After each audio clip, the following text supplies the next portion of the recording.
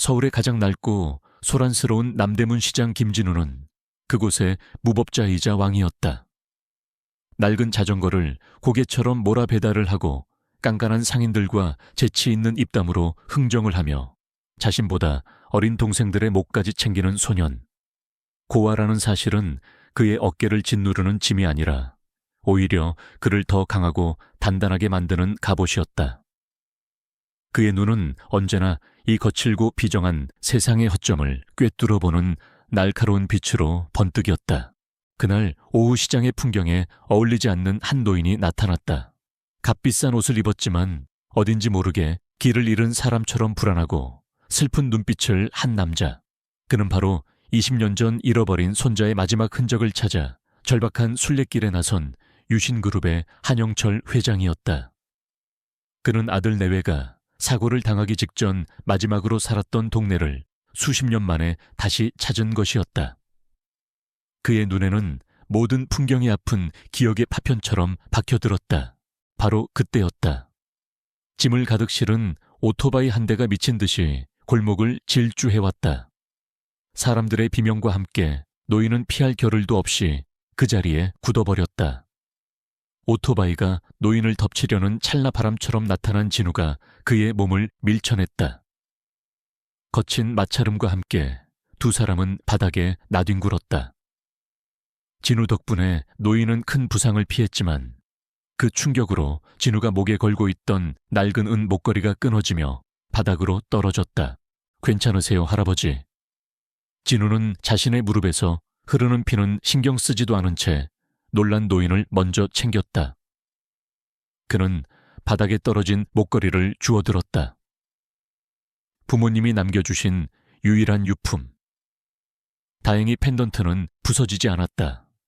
하지만 펜던트의 잠금 장치가 풀리며 그 안에 있던 낡고 작은 사진이 드러나 있었다. 노인은 숨을 멈췄다. 소년의 손에 들린 펜던트 그 겉면에 새겨진 작은 문양 때문이었다. 그것은 불사조가 날갯짓하는 형상의 유신그룹 창업주 일가만이 사용하는 비밀스러운 상징이었다. 그리고 펜던트 안의 낡은 사진 속에는 20년 전 자신의 가슴에 묻었던 아들과 며느리의 젊은 시절 모습이 담겨 있었다. 한영철 회장의 눈에서 뜨거운 눈물이 쏟아져 내렸다. 그는 떨리는 손을 뻗어 진우의 얼굴을 어루만졌다. 아들을 그대로 빼닮은 얼굴. 그는 아무 말도 하지 못하고 그저 소년의 이름을 물었다.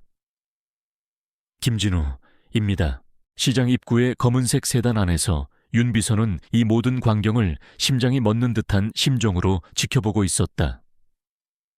회장님이 위험에 처했을 때 그는 이미 차 문을 열고 뛰쳐나갈 준비를 하고 있었다. 하지만 그는 보았다. 소년의 목에서 떨어진 펜던트를. 그리고 그 위에 새겨진 지난 20년간 꿈속에서도 그토록 찾아 헤맸던 바로 그 불사조 문양을. 그의 손에 들린 고성능 망원경이 미세하게 떨리고 있었다. 한영철 회장은 충격과 감격 속에서 정신을 잃을 뻔했다. 윤 비서가 재빨리 달려와 그를 부축했다. 진우는 그저 인정 많은 노인이 잠시 현기증을 일으킨 것이라고 생각하며 그들을 도왔다. 제가 병원까지 모셔다 드릴게요. 그의 친절한 말에 회장은 고개를 저었다. 그는 윤 비서의 부축을 받으며 힘겹게 차를 향해 걸어갔다. 그는 차에 오르기 직전 마지막으로 진우를 돌아보았다. 그의 눈빛에는 미안함과 고마움, 그리고 말로 다 할 수 없는 깊은 슬픔이 담겨 있었다. 차에 오른 회장이 지친 몸을 시트에 기대자마자 윤 비서는 떨리는 목소리로 보고했다. 찾았습니다, 회장님. 20년 만에. 드디어 어린 도련님을 찾은 것 같습니다. 그의 보고에 한영철 회장은 아무 말 없이 눈을 감았다. 그의 뺨 위로 후회와 기쁨이 뒤섞인 눈물이 조용히 흘러내리고 있었다. 그는 신에게 감사했다. 죽기 전에 자신의 마지막 과업을 완수할 기회를 얻게 된 것을. 한편 시장에 남은 진우는 아무것도 모른 채 끊어진 목걸이를 다시 목에 걸었다.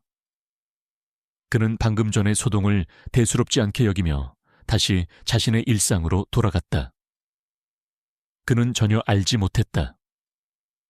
자신의 목에 걸린 그 작은 펜던트가 평범했던 자신의 삶을 송두리째 뒤바꿔 놓을 거대한 운명의 열쇠였다는 사실을. 그리고 그 운명의 폭풍이 바로 지금 이 순간 자신을 향해 다가오고 있다는 것을. 그날 밤 한영철 회장의 거대한 저택은 잠들지 못했다. 20년 만에 찾은 손재에 대한 희망과 그 아이를 잃어버린 채 살아온 세월에 대한 죄책감이 그의 늙은 심장을 밤새도록 괴롭혔다. 그는 윤 비서에게 마지막 확인을 위한 모든 절차를 가장 신속하고 은밀하게 진행하라고 명령했다. 그것은 해인그룹의 미래를 결정할, 그리고 자신의 남은 삶의 의미를 결정할 가장 중요한 임무였다. 윤 비서는 다음 날 아침 일찍 다시 희망시장으로 향했다. 그는 이번에도 평범한 행인으로 위장한 채 멀리서 김진우의 하루를 지켜보았다. 그는 소년이 시장 상인들에게 음료수를 배달하는 일을 하고 있다는 것을 알게 되었다. 그는 기회를 놓치지 않았다. 그는 미리 매수해둔 가게 주인에게 부탁하여 진우가 마실 음료수 병에 보이지 않는 표시를 해두었다. 그리고 진우가 그 병을 다 마시고 버리는 순간 그것을 흔적 없이 회수했다. 하지만 DNA 검사 결과가 나오기를 기다릴 만큼 한영철 회장의 시간은 많이 남아있지 않았다. 그의 건강은 시장에서의 충격 이후 급격하게 악화되었다. 그는 자신의 시간이 얼마 남지 않았음을 직감했다. 그는 더 이상 과학적인 증거를 기다릴 수 없었다. 20년 전 아들의 목에 직접 걸어주었던 바로 그 펜던트 그것만으로도 충분했다. 그는 윤 비서에게 당장 아이를 데려오라고 마지막이 될지도 모르는 명령을 내렸다. 다시 한번 검은색 세단들이 희망시장의 좁은 골목을 가득 메웠다. 시장 사람들은 불안한 눈으로 그 광경을 지켜보았다. 윤 비서는 배달을 마치고 돌아오던 진우의 앞을 막아섰다. 그의 표정은 이전과는 비교할 수 없을 만큼 진지하고 절박했다. 김진우 군 할아버님께서 위독하십니다. 꼭 자네를 보고 싶어 하셔. 진우는 며칠 전 만났던 그 슬픈 눈에 노인을 떠올렸다. 그는 망설임 없이 차에 올라탔다. 이번에 그가 도착한 곳은 병원이 아닌 서울에서 가장 부유한 동네에 위치한 거대한 전통 한옥저택이었다. 그는 저택의 규모와 위험에 압도당했다. 그가 안내된 곳은 양냄새와 낡은 나무 냄새가 섞여 있는 넓고 고요한 침실이었다. 그리고 침상 위에는 각종 의료장치에 의지한 채 간신히 숨을 쉬고 있는 한영철 회장이 누워 있었다. 그는 며칠 전과는 비교할 수 없을 정도로 쇠약해 보였다. 왔구나. 한 회장이 떨리는 손을 뻗어 진우를 불렀다. 진우가 그의 침대 곁으로 다가가자 노인은 눈물을 흘리며 그의 손을 잡았다. 내가 네 할아버지다, 진우야. 그는 20년 전에 끔찍했던 사고 이야기와 아들 내외를 잃고 피눈물을 흘렸던 지난 세월, 그리고 단 한순간도 손재에 대한 희망을 놓지 않았던 자신의 이야기를 힘겹게 털어놓았다. 진우의 머릿속은 하얗게 비었다. 고아로 살아온 자신의 인생이 한순간에 송두리째 부정당하고 있었다. 그는 이 모든 것이 거대한 거짓말이거나 혹은 노인의 마지막 노망이라고 생각했다. 하지만 노인이 내민 낡은 사진 속에서 그는 자신의 목에 걸린 것과 똑같은 불사조 펜던트를 하고 있는 어린아이의 모습을 발견했다. 그리고 그 아이를 안고 있는 젊은 부부의 얼굴은 그가 유품으로 간직하고 있던 낡은 사진 속의 부모님과 정확히 일치했다. 바로 그 시각 유신그룹 본사의 부회장실. 한태준은 자신의 정보원으로부터 충격적인 보고를 받고 있었다. 회장님께서 시장에서 웬고아 소년 하나를 저택으로 데려왔습니다. 자신의 손자라고 부르면서 그 말을 듣는 순간 한태준의 차가운 평정심이 무너져 내렸다. 그는 손에 들고 있던 값비싼 크리스털 잔을 벽에 던져 박살냈다. 20년간 죽은 줄로만 알았던 유령이 그의 완벽한 제국을 위협하기 위해 돌아온 것이었다. 그의 분노는 곧 차가운 사리로 변했다. 그는 지난 20년간 이 자리를 위해 모든 것을 바쳤다. 그는 자신의 길에 방해가 되는 것이라면 무엇이든 치워버릴 준비가 되어 있었다. 그는 즉시 자신의 신복을 불렀다. 지금 당장 그 고아놈에 대한 모든 것을 알아내. 과거 약점, 주변 인물까지 전부. 그리고 필요하다면 20년 전에 미처 끝내지 못했던 일을 마무리할 준비를 해. 그의 눈은 뱀처럼 차갑게 빛나고 있었다. 같은 시각 한 회장의 침실에서는 한편의 애틋한 재회가 이루어지고 있었다. 노인은 손자의 손을 잡은 채 아주 오랜만에 평온한 미소를 짓고 있었다. 그리고 그 순간 윤 비서의 휴대폰으로 한 통의 메시지가 도착했다. DNA 분석 결과 친조손 관계 확률 99.29999%. 진실은 확인되었고 이제 거대한 제국의 운명을 건 피비린내. 나는 전쟁의 서막이 올랐다. 한 명은 되찾은 희망을 지키기 위해, 그리고 다른 한 명은 자신의 탐욕을 지키기 위해. 김진우가 한진우라는 새로운 이름을 얻게 된 날부터 그의 삶은 거대한 황금 새장 안에 갇혔다. 그는 남대문 시장에 먼지 쌓인 옥탑방이 아닌 수백 평에 달하는 저택의 가장 큰 방의 주인이 되었다. 그의 옷은 낡은 티셔츠에서 최고급 맞춤 정장으로 바뀌었고, 그의 식사는 거친 시장 국밥에서 세계 최고의 요리사들이 만든 코스 요리로 변했다. 하지만 그는 이 모든 풍요로움 속에서 지독한 허기와 외로움을 느꼈다. 그의 사촌형 한태준 부회장은 세상에서 가장 다정한 형의 가면을 쓰고 그에게 접근했다. 그는 진우의 방을 찾아와 값비싼 시계를 선물하며 그의 어깨를 두드렸다. 환영한다, 진우야. 모든 게 낯설고 힘들겠지만 걱정하지 마. 이 형이 있잖니. 이제부터 여기가 내 집이고 유신그룹이 내 미래다.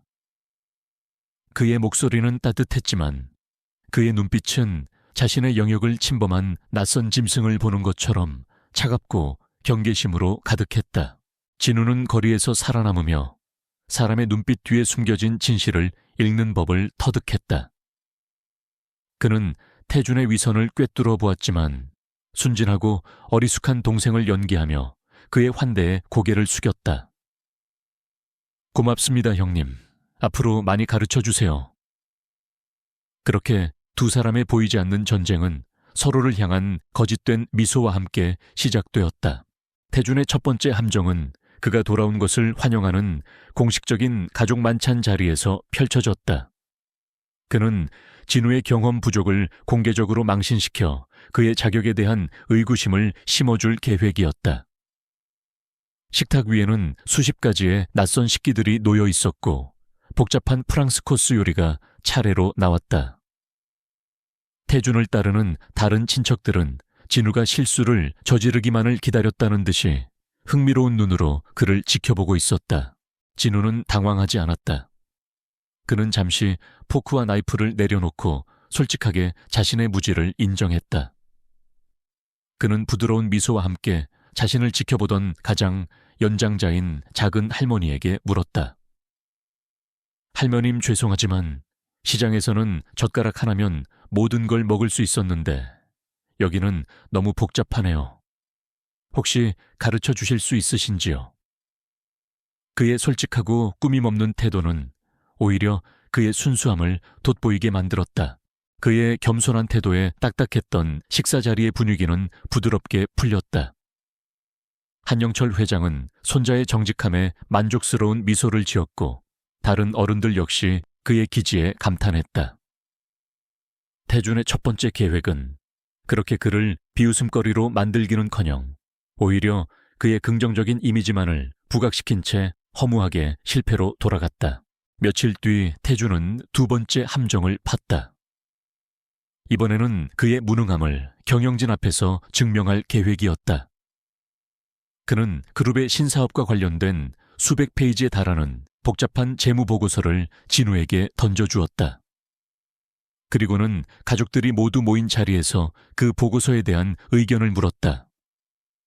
정식 경영 수업을 한 번도 받아본 적 없는 진우가 대답할 수 없으리라 확신했던 것이다. 진우는 보고서에 복잡한 숫자들과 그래프를 보는 척했다.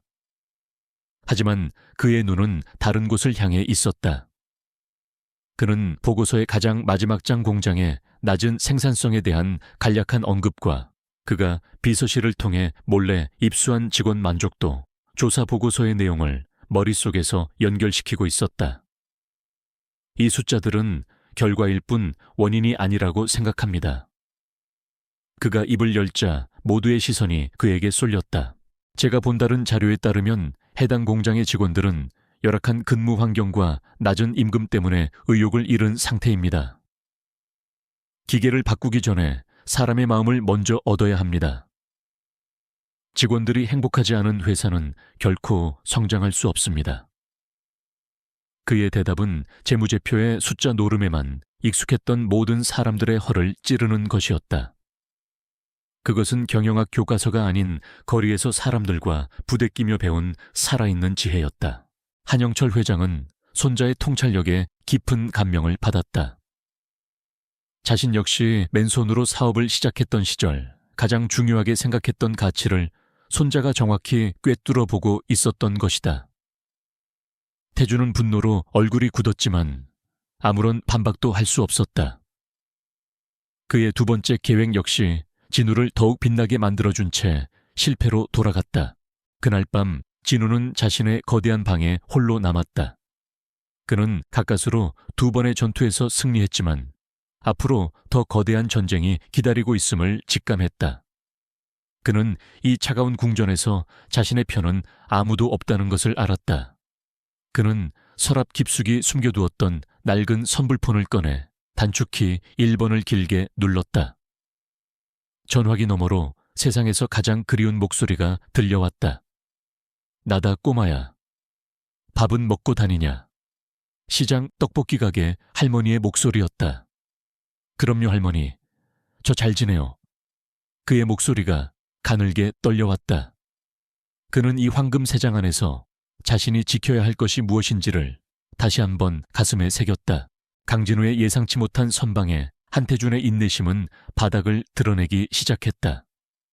그는 더 이상 이 어린 놈의 여유로운 미소를 지켜볼 수 없었다.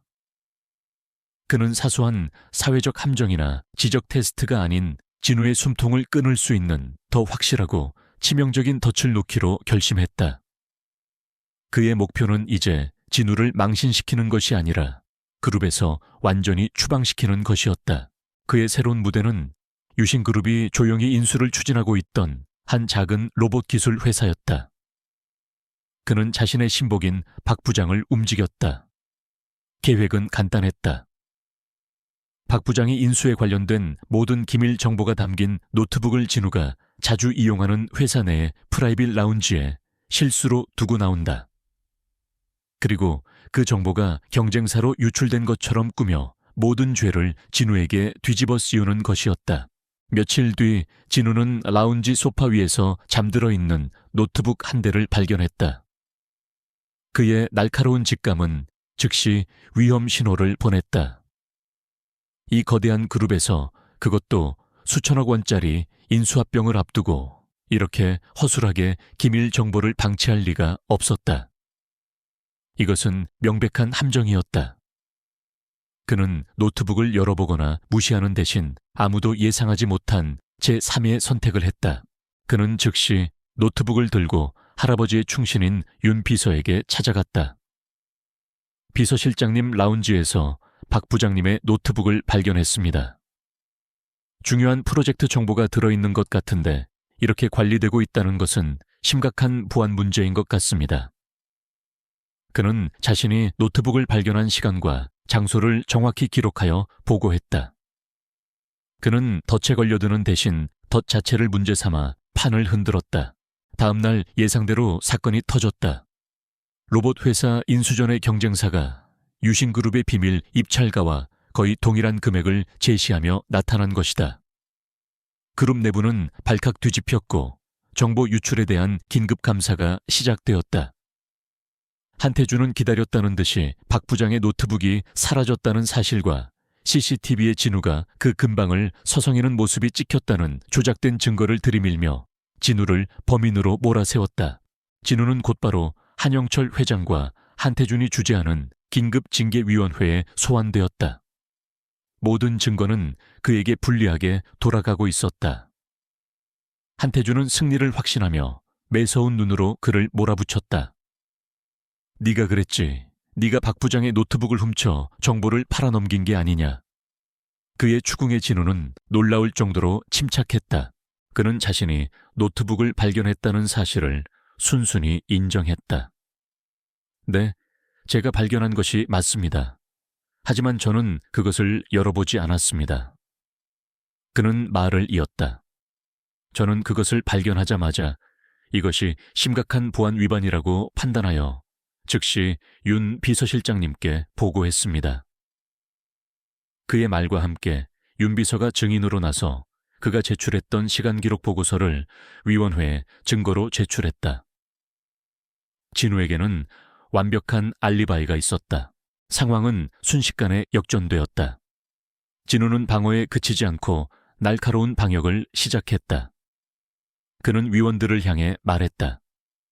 더 큰 문제는 왜 박 부장님 같은 분이 그토록 중요한 정보를 허술하게 방치했냐는 것입니다. 그리고 유출된 정보가 왜 우리 그룹의 입찰을 완전히 실패시킬 정도는 아닌 애매한 수준의 정보였을까요? 이것은 마치 누군가 정보를 훔치려는 목적이 아니라 정보 유출이라는 스캔들 그 자체를 만들고 싶어 했던 것처럼 보이지 않습니까? 그의 논리 정연한 의혹 제기에 위원회의 모든 시선은 이제 진우가 아닌 땀을 뻘뻘 흘리고 있는 박 부장에게로 향했다. 박 부장은 당황하여 말을 더듬기 시작했고 그의 어설픈 변명은 오히려 의심만을 증폭시켰다. 한태준은 자신이 파놓은 함정이 무너져 내리고 그 칼날이 자신의 신복을 향하는 것을 속수무책으로 지켜볼 수밖에 없었다. 징계위원회는 진우에게는 무혐의 처분을, 그리고 박 부장에게는 대기 발령과 함께 강도 높은 감사를 지시하며 끝이 났다. 회의실을 나온 진우는 복도에서 분노로 얼굴이 일그러진 한태준과 마주쳤다. 그는 아무 말도 하지 않았다. 그저 모든 것을 알고 있다는 듯한 차갑고 평온한 눈빛으로 그를 잠시 바라보고는 조용히 스쳐 지나갔다. 그 눈빛은 분명히 말하고 있었다. 나는 당신이 생각하는 그런 어린애가 아니라고. 한태준은 주먹을 불끈 쥐었다. 그는 자신이 상대를 완전히 잘못 봤다는 것을 깨달았다. 거리에서 굴러먹던 그 고아 소녀는 자신이 생각했던 것보다 훨씬 더 위험하고 영리한 상대였다. 이것은 더 이상 어린애 장난이 아니었다. 두 마리의 늑대 사이에서 벌어지는 진짜 생존 게임이 시작된 것이었다. 징계위원회에서의 승리는 강진우에게 일시적인 안도감을 주었지만 동시에 더 큰 위기감을 안겨주었다. 그는 이제 한태준에게 자신이 결코 만만한 상대가 아니라는 것을 증명해 보였다. 이것은 곧 다음번 공격은 이전과는 비교할 수 없을 만큼 더 교활하고 잔인해질 것이라는 의미이기도 했다.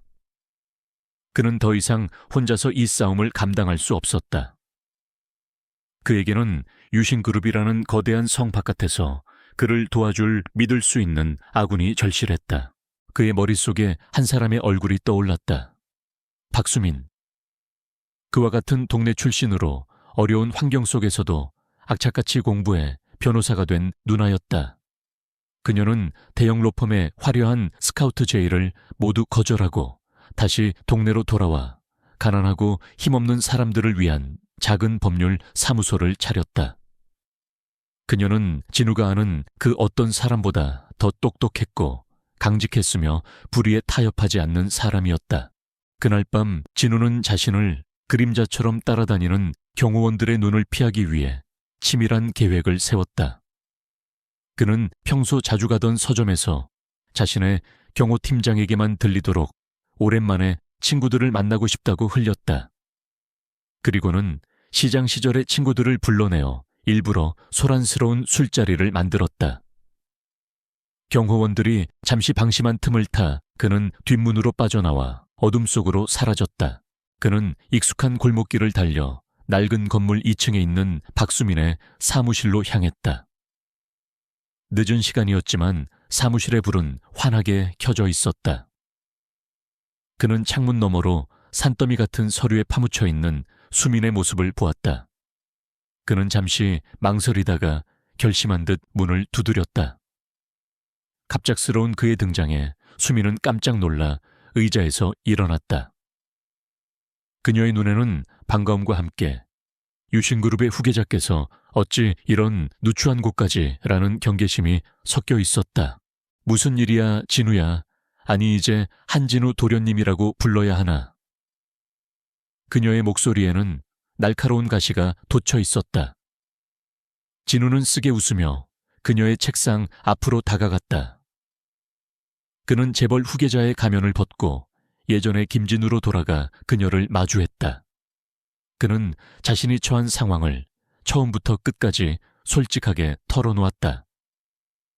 자신의 출생의 비밀, 그리고 자신을 죽이려 하는 사촌 형과의 보이지 않는 전쟁에 대해서 수민은 그의 이야기를 묵묵히 들었다. 처음에는 황당한 소설이라고 생각했지만 진우의 눈에 담긴 절박함과 진실함은 그녀의 마음을 움직였다. 그는 그녀에게 사건 파일 하나를 내밀었다. 그 안에는 그가 며칠간 몰래 수집한 한태준의 비자금 조성 의혹과 20년 전 부모님의 교통사고 기록에서 발견한 의문점들이 정리되어 있었다. 나는 변호사를 구하러 온 게 아니야. 함께 싸워줄 동지를 찾으러 왔어. 그는 말을 이었다. 나는 저들의 세계를 몰라. 하지만 수민 누나는 법을 알지. 나의 방식과 누나의 방식이 합쳐진다면 이길 수 있을 거야. 아니, 이겨야만 해. 그의 목소리에는 흔들림 없는 결의가 담겨 있었다. 수민은 그가 내민 파일을 천천히 읽어 내려갔다.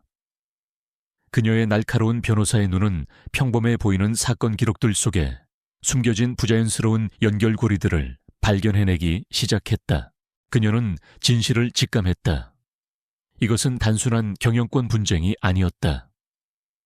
그보다 훨씬 더 거대하고 추악한 범죄가 20년이라는 시간의 먼지 속에 묻혀 있었다. 그녀는 고민에 빠졌다. 유신그룹의 부회장을 상대로 싸우는 것은 계란으로 바위를 치는 것과 같은 무모한 일이었다.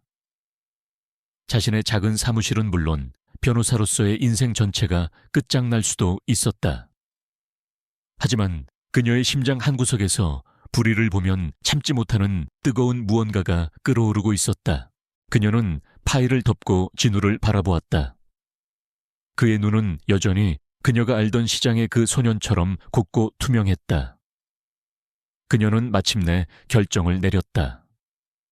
미쳤구나, 김진우. 그녀가 피식 웃으며 말했다. 조약돌 몇 개로 용을 잡겠다고 덤비는 꼴이라니. 하지만 원래 쉬운 사건은 재미없는 법이지. 그녀는 자리에서 일어나 그를 향해 손을 내밀었다. 좋아, 진우야. 한번 해보자. 어디 그 잘난 용의 목을 한번 비틀어 보자고. 그날 밤 허름한 법률 사무소에서 거대한 제국에 맞설 가장 작지만 가장 단단한 동맹이 결성되었다. 거리의 지혜와 법의 정의가 복수라는 이름 아래 하나가 된 것이었다. 그들은 이제 함께 어둠 속에 묻혀있던 20년 전의 진실을 향한 위험하고 외로운 여정을 시작해야만 했다. 박수민 변호사와의 동맹은 강진우에게 천군만마와도 같았다. 그는 더 이상 혼자가 아니었다.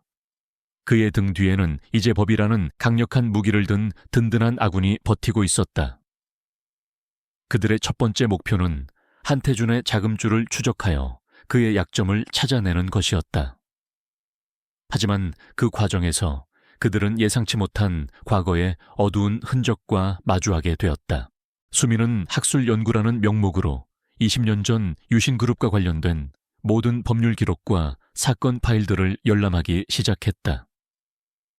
그녀는 그 속에서 진우의 아버지인 한자해석의 죽음과 관련된 기록들을 집중적으로 파고들었다.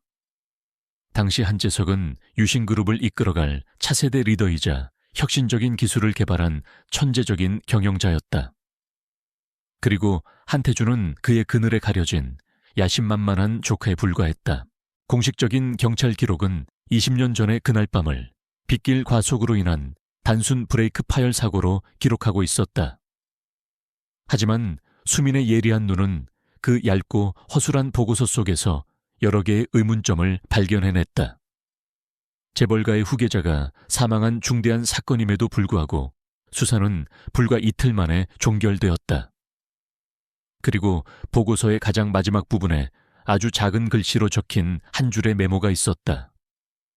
사고 현장 근처에서 다른 차량을 목격했다는 트럭 운전사의 제보가 있었으나 신빙성이 없어 기각함. 우리 아버지는 차를 자신의 몸처럼 아끼던 분이었어요. 진우가 낡은 보고서를 보며 말했다. 그는 어린 시절의 희미한 기억을 더듬었다. 아버지는 언제나 차를 직접 정비했고 안전에 대해서는 병적으로 집착하던 사람이었다. 단순한 브레이크 파열이라니. 믿을 수 없어요. 그의 말에 수민 역시 고개를 끄덕였다. 그리고 이 목격자는 왜 정식 조사조차 받지 않은 걸까?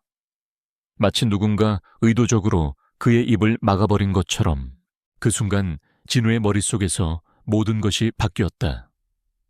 지금까지의 싸움은 자신의 자리를 지키기 위한 생존 투쟁이었다. 하지만 이제 이것은 부모님의 억울한 죽음에 대한 진실을 밝히기 위한 싸움이 되었다. 그의 눈에 이글거리는 분노와 함께 아들로서의 무거운 책임감이 자리 잡았다. 그는 더 이상 자신의 상속권을 위해서가 아니라 정의를 위해서 싸워야만 했다. 그들은 사라진 트럭 운전사를 찾기 시작했다. 수민은 공식적인 경로를 통해 당시의 경찰 인사 기록과 운송회사 명단을 조회했다. 하지만 20년이라는 세월은 너무나도 많은 흔적을 지워버린 후였다. 그때 진우가 자신의 방식을 사용하기로 했다. 그는 다시 남대문 시장의 한강으로 돌아갔다. 그는 시장의 오래된 운송조합 사무실과 은퇴한 트럭 운전사들이 모이는 낡은 기사식당을 찾아다녔다. 그는 돈이나 권력 대신 사람의 마음을 이용했다. 그는 노인들의 무거운 짐을 들어주고 그들의 말동무가 되어주며 그들의 경계심을 허물었다. 그리고 며칠간의 탐문 끝에 마침내 그는 결정적인 단서를 찾아냈다. 한 늙은 운전사가 20년 전 자신의 동료였던 한 남자에 대해 입을 연 것이었다. 그는 그 남자가 사고 직후 갑자기 거액의 돈을 손에 쥐고 나타났으며 보지 말아야 할 것을 봤다는 알 수 없는 말을 중얼거리며 하룻밤 사이에 가족과 함께 도시를 떠났다고 증언했다. 그리고 그는 그 남자의 가족이 이사간 곳으로 어렴풋이 기억나는 동해의 한 작은 어촌 마을의 이름을 알려주었다. 유령 같았던 목격자의 흔적이 마침내 그 모습을 드러내기 시작한 것이었다. 진우와 수민은 서로를 바라보았다. 그들의 눈에는 기대감과 함께 위험한 진실에 다가서고 있다는 긴장감이 감돌았다. 하지만 그들의 움직임은 이미 한태준의 감시망에 포착된 후였다. 한태준은 진우가 20년 전의 사고를 파헤치고 있다는 사실을 보고받고 경악을 금치 못했다. 그는 자신이 영원히 묻어버렸다고 믿었던 과거의 악몽이 되살아나고 있다는 사실에 분노했다. 그는 즉시 자신의 신복에게 명령했다. 사라진 목격자 그놈을 찾아. 진우 그놈보다 먼저. 그리고 이번에는 실수가 있어서는 안 돼. 이제 이것은 진실을 밝히려는 자와 그것을 덮으려는 자 사이에 숨막히는 시간 싸움이 되었다. 진우와 수민은 다음 날 아침 곧바로 동해로 향하는 채 몸을 실었다. 그들은 알지 못했다. 그들의 뒤를 죽음의 그림자가 소리 없이 뒤따르고 있다는 사실을. 그들의 여정은 이제 단순한 진실 찾기가 아니라 목숨을 건 추격전이 되어버렸다. 동해로 향하는 고속도로 위 강진우의 차는 질주하듯 달렸다. 그의 표정은 굳어 있었고 그의 손은 핸들을 굳게 잡고 있었다. 옆자리의 박수민은 쉼없이 노트북으로 무언가를 검색하며 한태준이 보냈을지도 모르는 추격자들의 정보를 분석하고 있었다. 이것은 더 이상 단순한 진실 찾기 여행이 아니었다. 이것은 자신들의 목숨과 20년 전 억울하게 죽은 영혼의 명예, 그리고 한 사람의 남은 인생이 걸린 시간과의 처절한 싸움이었다. 같은 시각 한태준의 비밀스러운 신복들 역시 움직이고 있었다. 그들은 진우와 수민보다 훨씬 더 많은 자원과 거친 수단을 동원하여 사라진 목격자의 행방을 쫓고 있었다.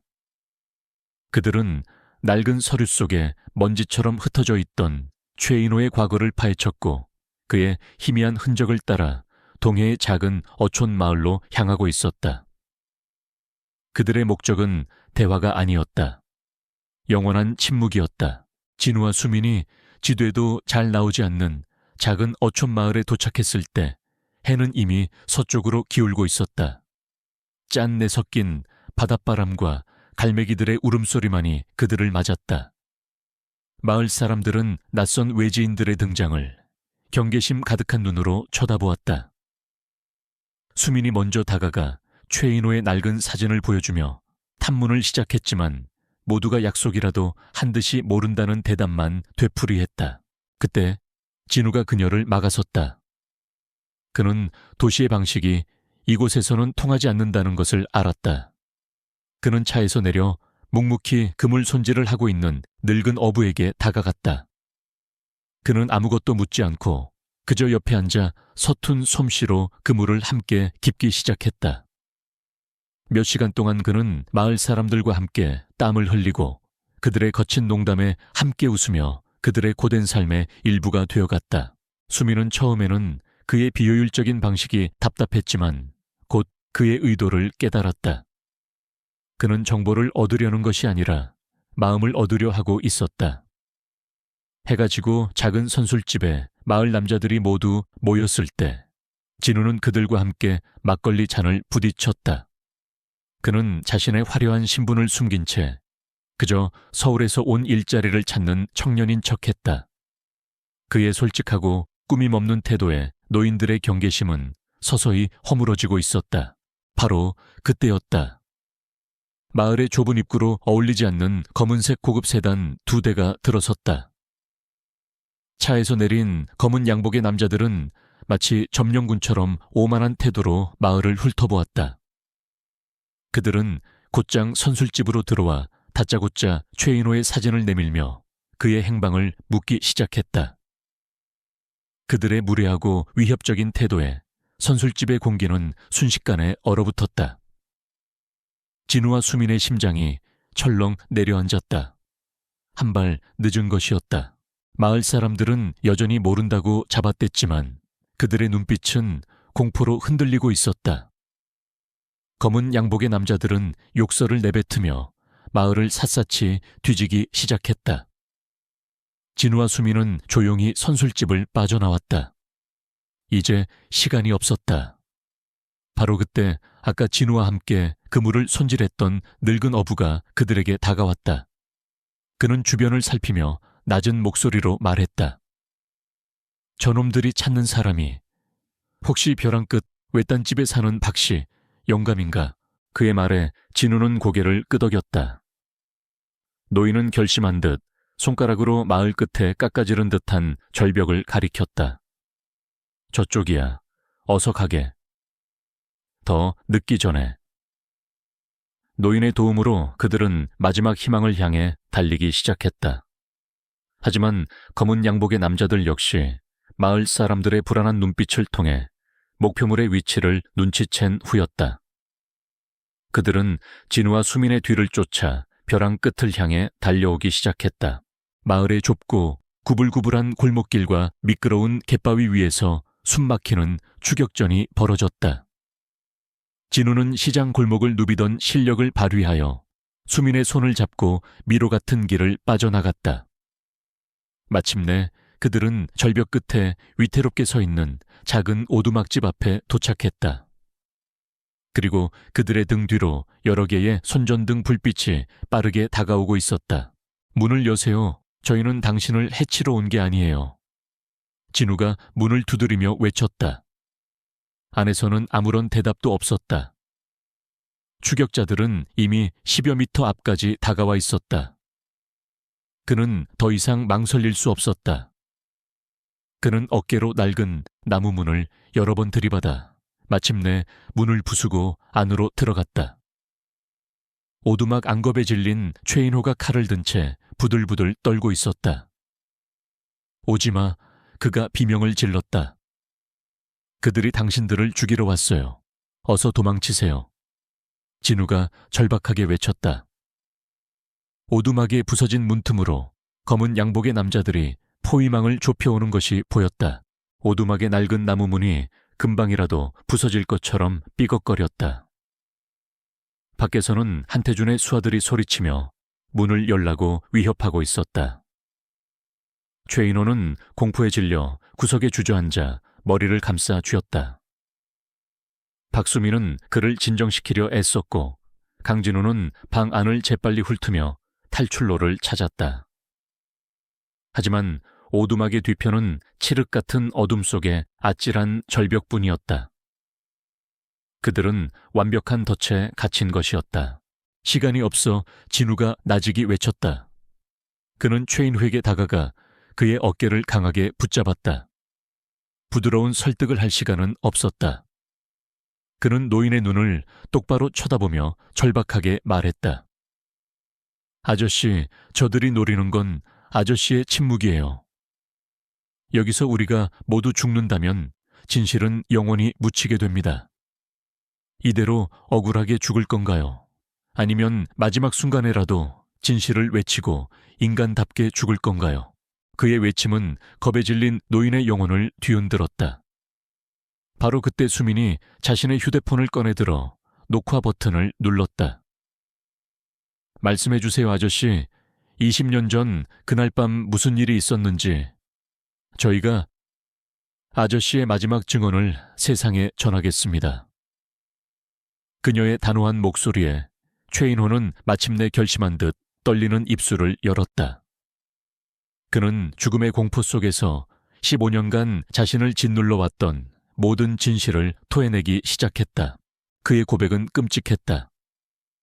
한태준의 사람들이 어떻게 자신을 협박했는지, 어떻게 빗길의 사고로 위장하여 한재석의 차를 절벽으로 밀어버렸는지, 그리고 그 모든 것을 지켜본 자신을 어떻게 돈으로 매수하고 평생을 감시하며 살아있는 유령으로 만들었는지, 그의 모든 증언은 수민의 휴대폰에 고스란히 기록되고 있었다.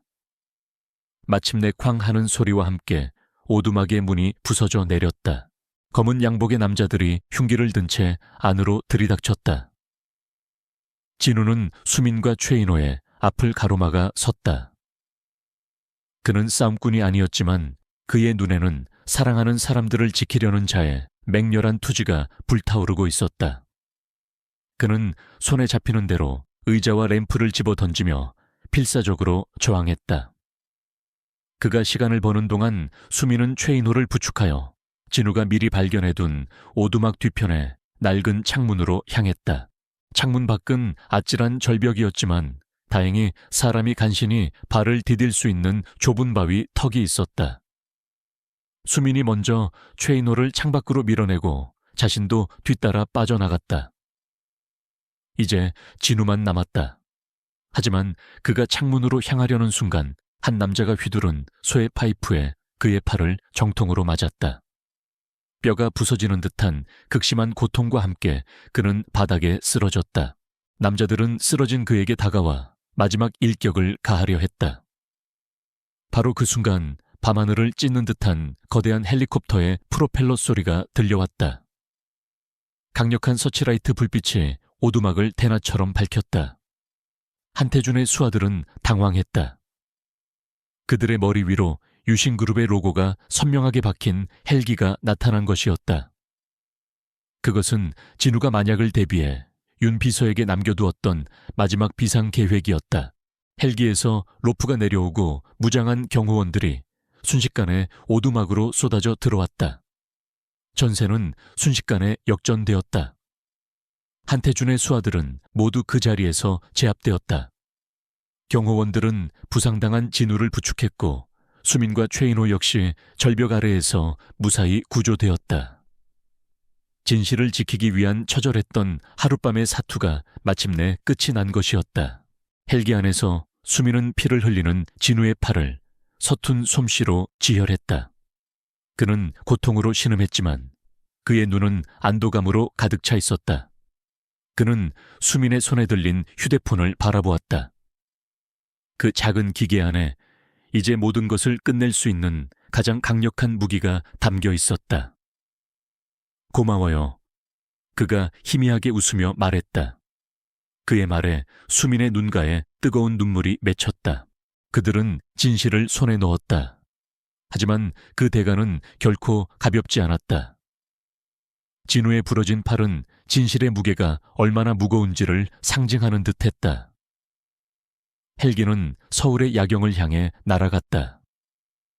이제 그들은 다시 가장 화려하지만 가장 치열한 전쟁터의 중심으로 돌아가야만 했다. 하지만 이제 그들은 더 이상 두렵지 않았다. 함께 죽음의 문턱을 넘어온 그들의 유대감은 그 어떤 강철보다 단단해져 있었다. 유신그룹의 연례 주주총회가 열리는 날, 호텔 대연회장은 보이지 않는 전쟁의 기운으로 가득했다. 한태준과 그의 세력은 한영철 회장의 건강 문제를 명분으로 긴급 동의안을 발의하여 경영권을 찬탈할 모든 준비를 마친 상태였다. 그들의 얼굴에는 승리를 확신하는 오만한 미소가 걸려 있었다. 팔에 깁스를 한 채 나타난 한진우의 모습은 그들에게 패배를 앞둔 애처로운 어린애처럼 보일 뿐이었다. 회의가 시작되고 예상대로 한태준 측은 한영철 회장의 해임안과 신임 회장 추대안을 상정했다.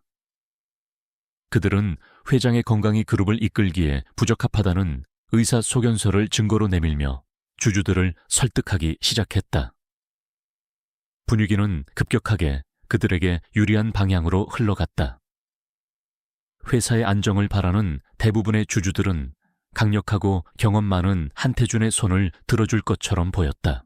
마침내 운명의 투표가 시작되었다. 강당의 대형 스크린 위로 찬성과 반대의 숫자가 엎치락뒤치락하며 숨막히는 접전을 펼쳤다. 그리고 투표가 마감되는 순간 아주 근소한 차이로 찬성표가 앞서는 결과가 나타났다.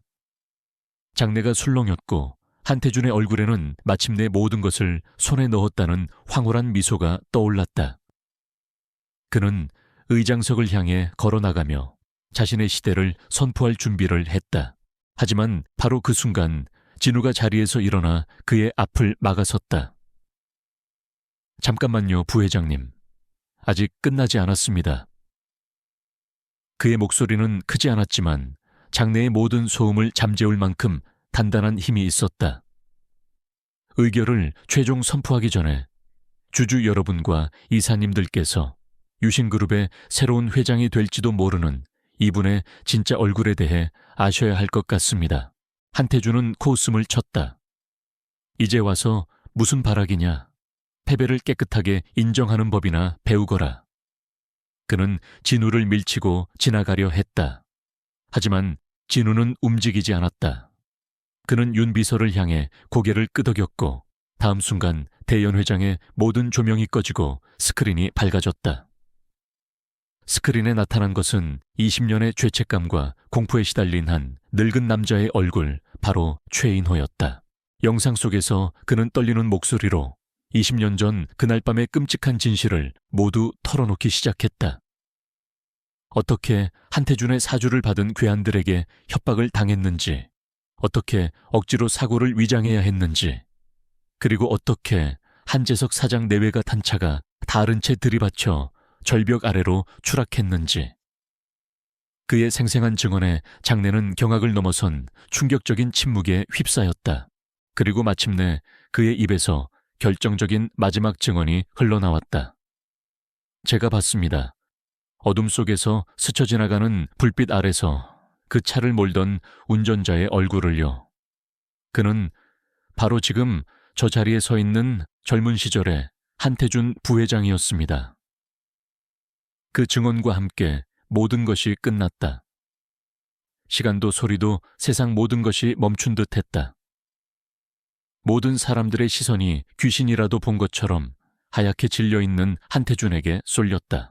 거짓말이야, 저건 조작이야. 저 고아 놈이 나를 모함하기 위해 꾸며낸 연극이라고. 그가 미친 사람처럼 소리쳤지만 그의 발악은 더 이상 아무에게도 들리지 않았다. 진우는 얼음처럼 차가운 눈으로 무너져 내리는 그를 바라보며 마지막 일격을 가했다. 당신은 내 아버지를 죽이고 회사를 훔쳤을 뿐만 아니라 한 가족의 인생을 송두리째 파괴했어. 20년간 당신이 누려온 모든 것은 내 부모님의 피 위에 세워진 것이라고. 바로 그 순간 대연회장의 모든 문이 열리고 박수민 변호사와 함께 수십 명의 검찰 수사관들이 들이닥쳤다. 그들은 곧장 연단으로 걸어가 넋이 나간 채 서 있는 한태준의 손에 차가운 수갑을 채웠다. 한태준 씨, 당신을 20년 전 한재석 부부 살인 및 살인교사 혐의로 긴급 체포합니다. 수백 개의 카메라 플래시가 한 시대의 야심가가 가장 치욕스러운 방식으로 몰락하는 순간을 기록하기 위해 터져 나왔다. 한태준은 끌려나가면서도 마지막까지 진우를 향해 저주를 퍼부었다. 그의 추악한 모습은 그가 쌓아올린 모든 명성과 이미지를 한순간에 무너뜨렸다. 그의 제국은 그렇게 그의 범죄가 만천에 드러나는 순간 허무하게 막을 내렸다. 모든 혼란의 중심에서 진우는 연단 위에 홀로 서 있었다. 그는 이겼다. 길고 길었던 복수는 끝났다. 그는 마침내 부모님의 원수를 갚았다. 하지만 그의 눈에는 승리의 기쁨 대신 모든 것을 끝내버린 자의 깊은 슬픔과 허무함만이 가득했다. 한태준이 수갑을 찬 채 역사의 무대 뒤편으로 사라지자 주주총회장은 거대한 혼란과 함께 기묘한 안도감에 휩싸였다. 20년간 그룹을 좀먹어 온 거대한 암덩어리가 마침내 제거된 것이었다.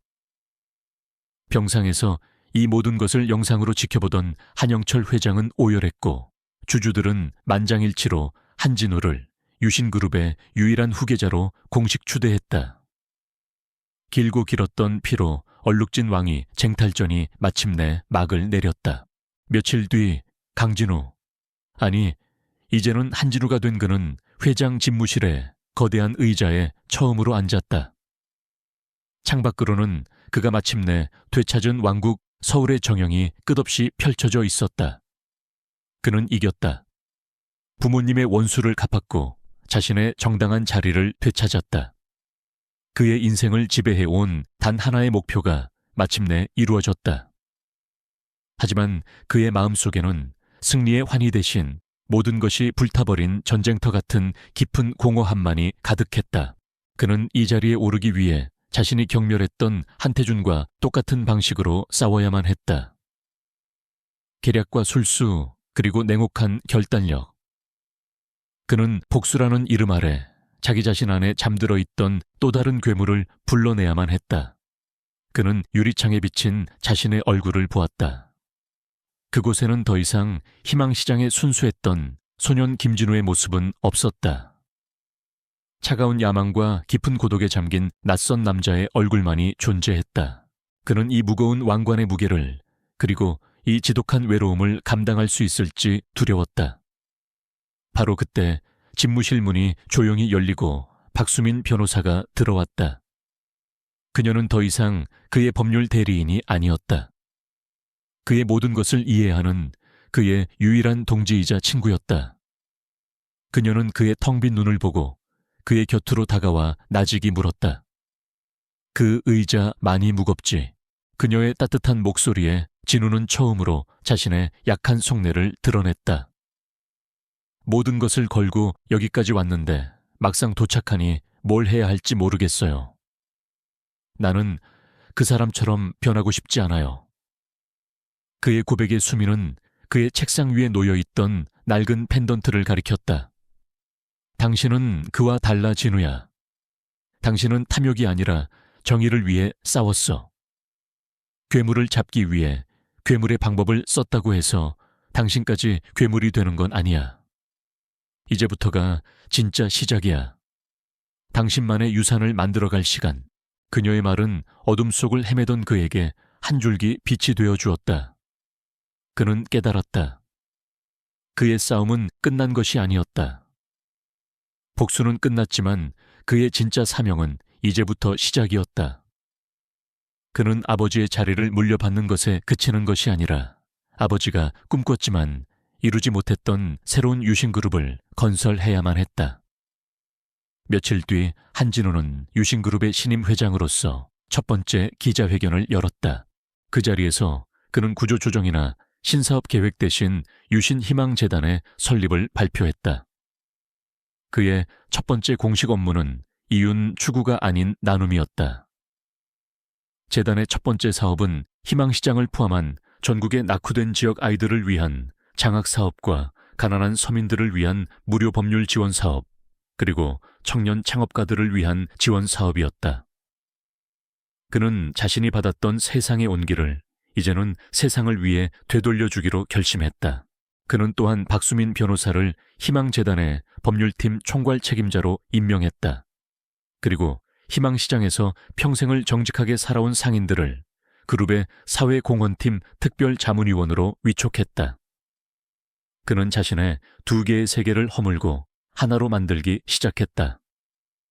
가장 높은 곳의 지혜와 가장 낮은 곳의 목소리를 결합하여 새로운 유신그룹을 만들어갈 것이었다. 몇 달 뒤 진우는 양복 대신 편안한 작업복 차림으로 재개발 공사가 한창인 희망시장을 찾았다. 그는 더 이상 회장님이 아니었다. 그는 상인들과 스스럼 없이 어울리며 함께 땀 흘리고 웃고 있었다. 그의 곁에는 이제는 그의 연인이 된 수민이 함께하고 있었다. 그는 시장 한가운데 서서 활기차게 변해가는 자신의 옛 동네를 바라보았다. 왕관의 무게는 여전히 무거웠지만 이제는 그 무게를 함께 짊어질 사람들이 있었다. 그는 더 이상 고아 소년 김진우도 재벌가의 후계자 한진우도 아니었다. 그는 마침내 자신의 두 세계를 모두 끌어안고 자기 자신의 주인이 된 것이었다. 길고 길었던 어둠의 밤이 끝나고 거리의 어두운 구석에서 빛나던 작은 별은 이제 세상 가장 높은 곳에서 가장 따뜻한 빛으로 모두를 비추는 태양이 되어 있었다.